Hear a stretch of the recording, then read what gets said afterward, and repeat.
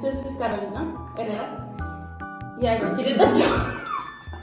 Anyways, we're gonna talk about the American Nightmare case. It's about Denise Huskins, 28 years old, I think she was when she got connected with it. So, and Aaron Quinn is the boyfriend. Denise Huskins is the girlfriend. It was nighttime, right? They were napping, they were sleeping, right? And then, like, all of a sudden, they get woken up. They hear it. What they Bright lights. Bright lights. Yeah, things started at. Bro, that's an important clue. Oh no, yeah, there was lasers, red lasers, you know those. Yeah. Anyways, they got woken up, dragged out of bed. No, they didn't get dragged. I don't know if they got dragged up. No, they didn't. Whatever. Okay, so Denise says that they got woken up and then that they told her they threw zip ties at her. They threw zip ties at her? Yes, they threw the zip ties at her and they told Denise, tie Aaron up by name. They said tie Aaron up. And that means it was a planned attack. It was planned. It wasn't just like let's look at them. It was premeditated, meditated. They drugged them, guys. Yes. They told them to take a drug.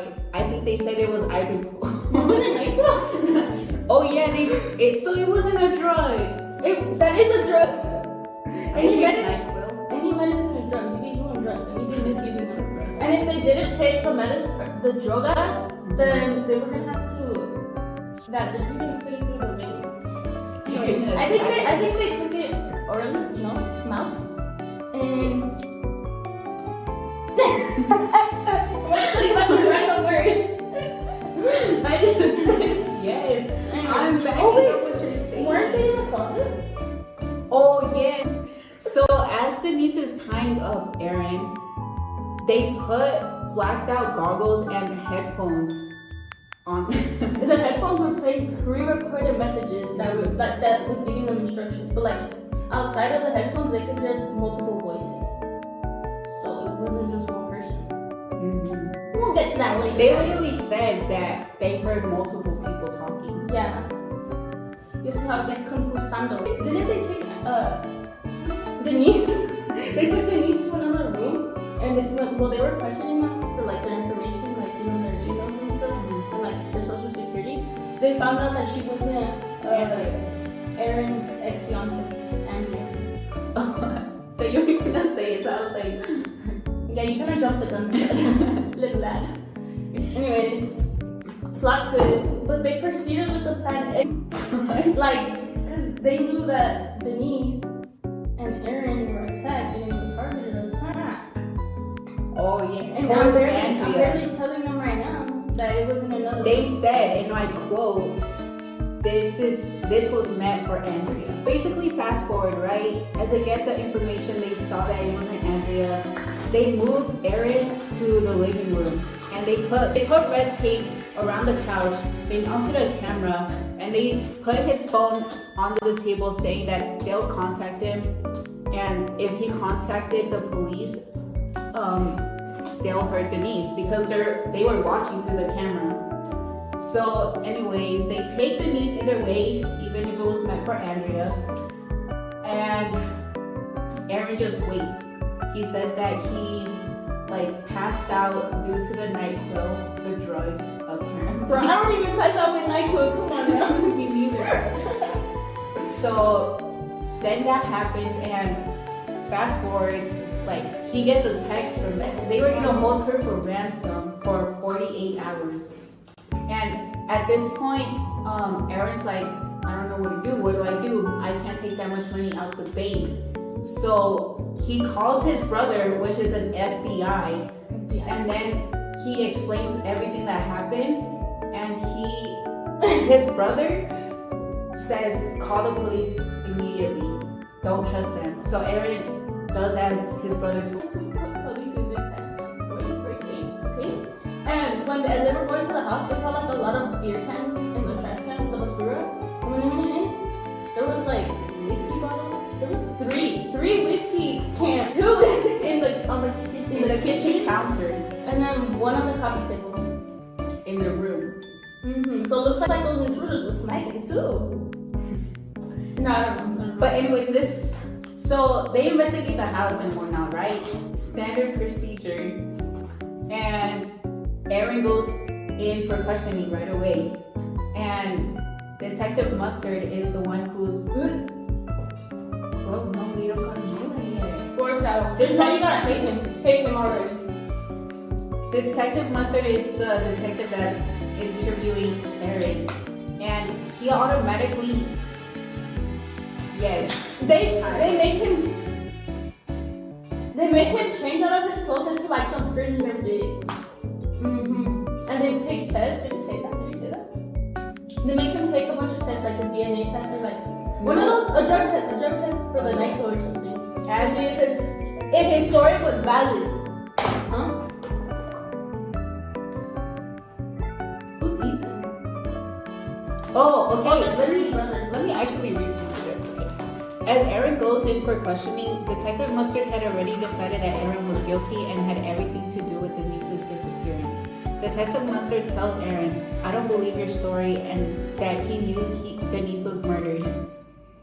So Instead of instantly looking for Denise, a missing person, they try to make Aaron look like a monster. he literally said, "I'm trying to see how to make you Look like a monster. That was so weird.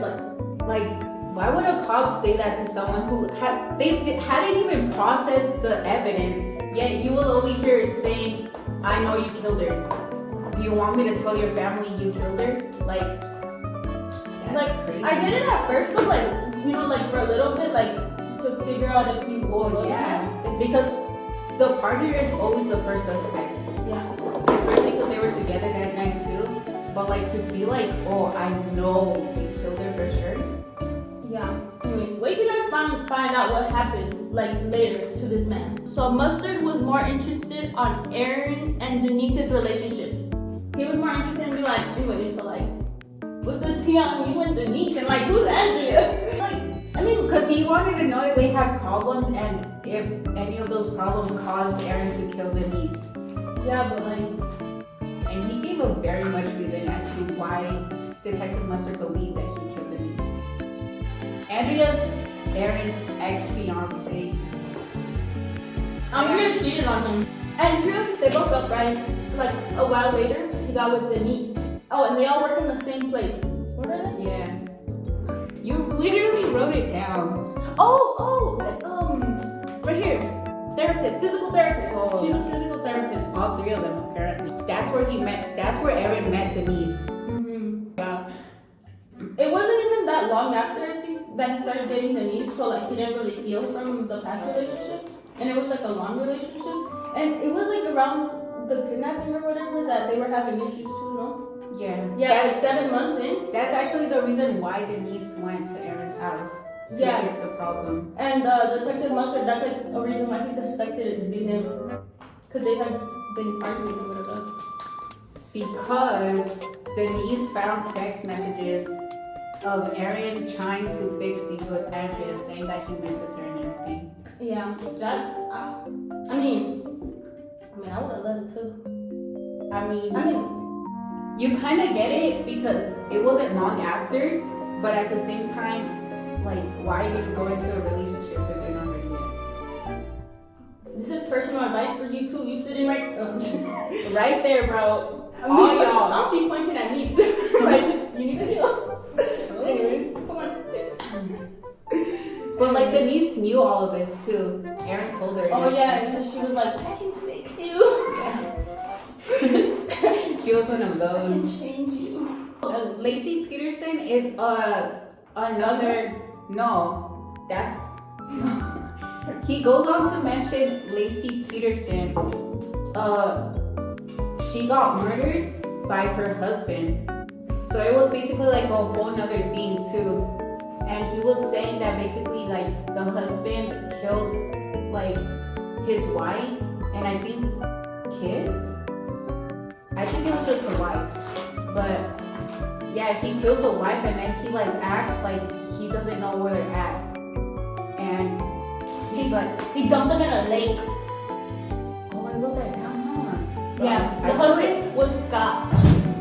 Anyways, later, you know how Mr. Mustard, Detective Mustard, he was like, being like, it's you're the monster, whatever. They did a polygraph test. Oh yeah. Yeah. And they brought in an FBI. They actually didn't show that test. Like, What's a polygraph test? the truth, like if to see if the lie detector. He failed it miserably, they said. Did he? Actually? No. They were just saying that. Okay, so that Are we? No, well, yeah, we could just say he didn't fail it. In the end, They were lying, so he could like to see if he would like switch up his story or Yeah. something. Yeah. the guy literally instantly said, "You failed it. There's no doubt in my mind you failed it miserably." There's no question on my mind that you failed this test. Oh yeah.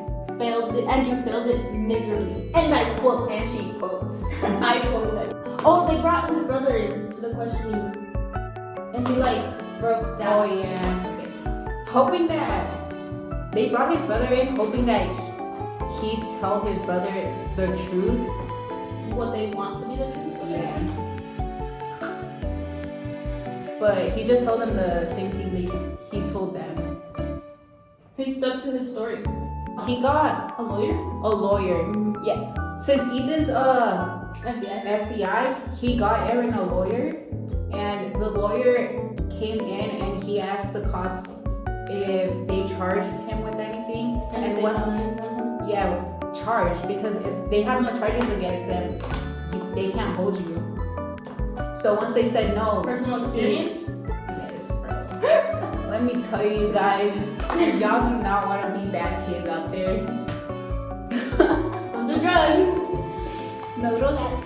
So the lawyer takes Aaron immediately to his office once they said they hadn't charged him with anything. Then Tuesday, March 24th, a reporter from San Francisco Chronicle received.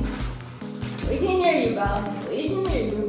Received an email from one of Aaron's accounts. So remember how at the beginning they were taking all their information? They took like his email account. So that's why there's his account sending the Chronicles an email. They send a voice message. We'll play it.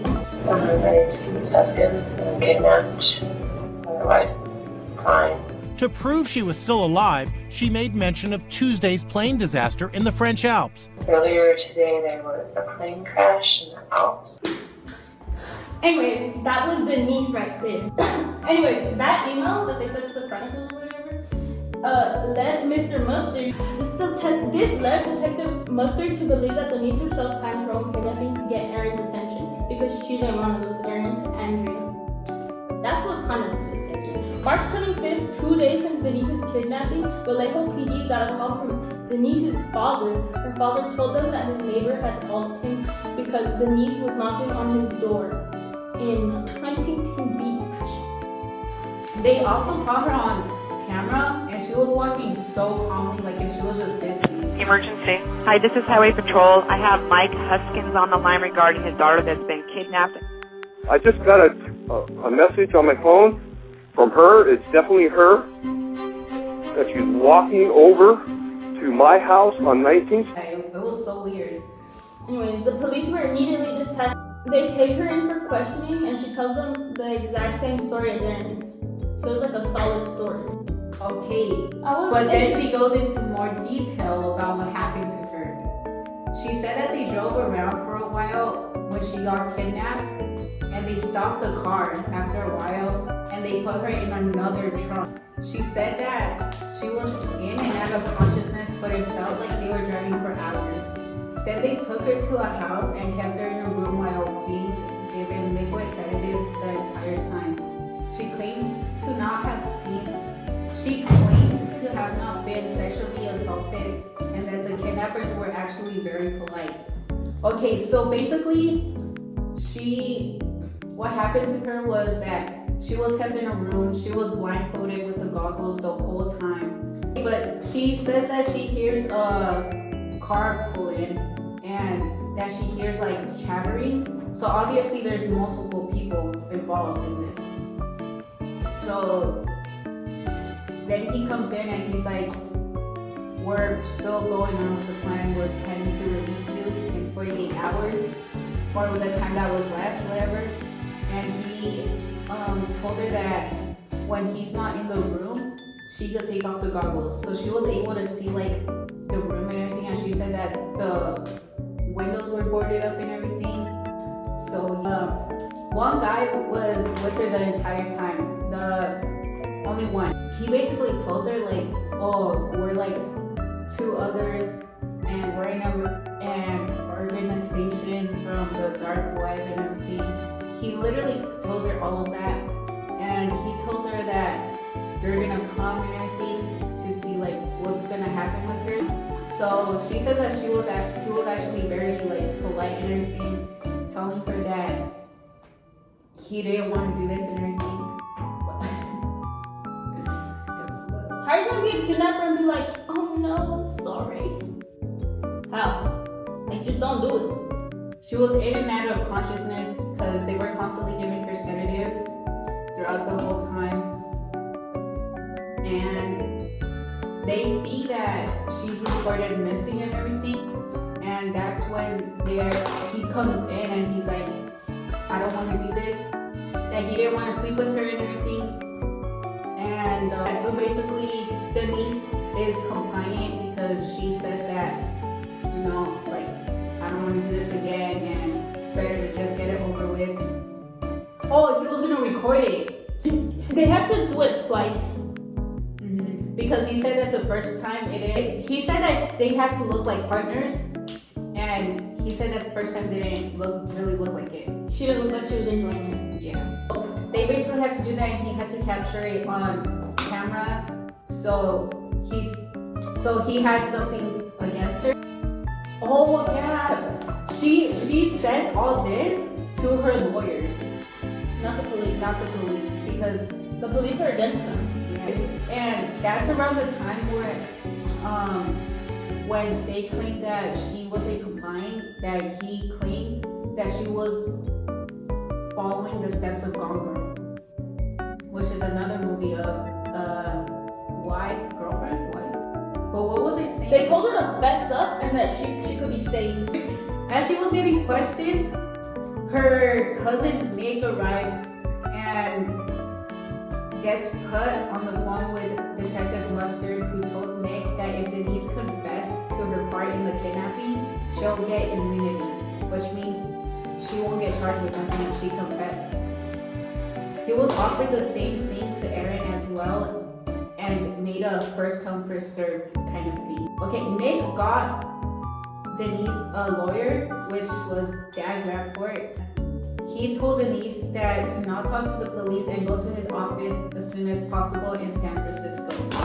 So because of this, the police told the media that Denise was no longer cooperating with the investigation and that they had no idea where she was when they knew exactly where she was. Detective Mustard believed that Denise was following the movie Gone Girl at the time, since it had just came out a year ago, which Denise hadn't even seen.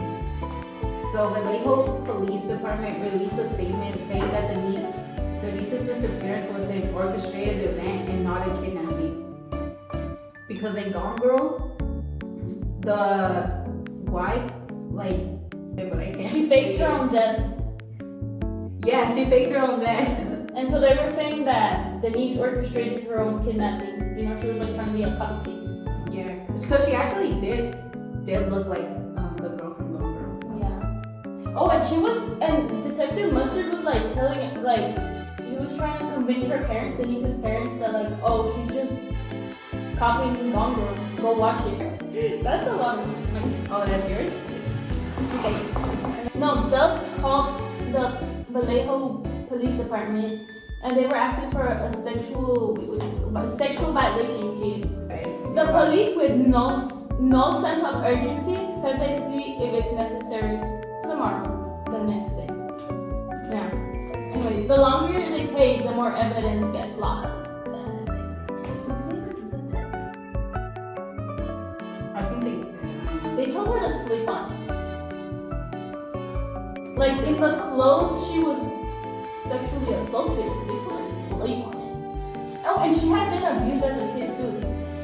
assaulted. I don't know what the difference is. that's why Detective Mustard, he's like, oh, girls that had been assaulted before usually like pretend that it happened again to like For the thrill. relive it. They kept making her repeat her story to see if she like had any like there was any flaw. They didn't believe her.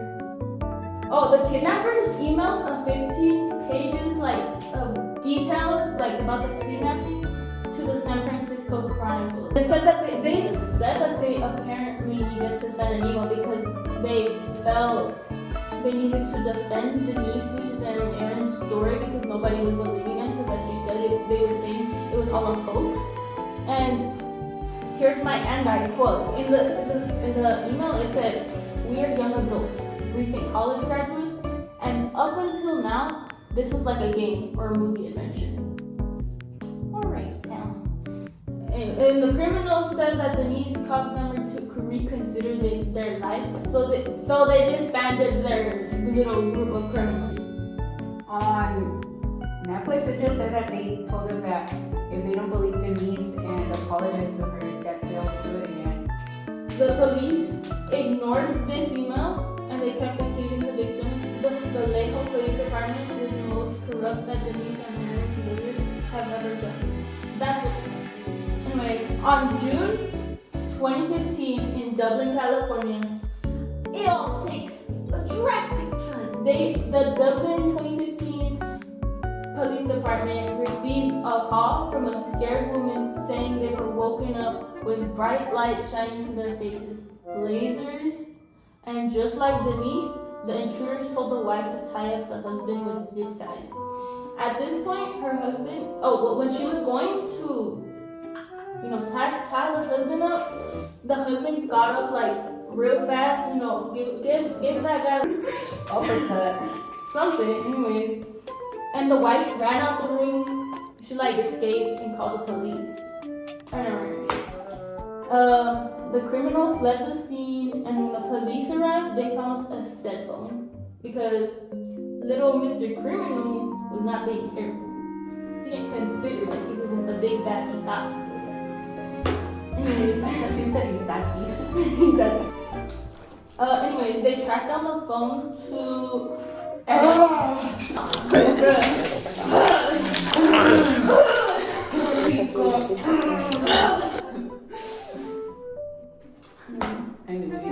I thought you were done.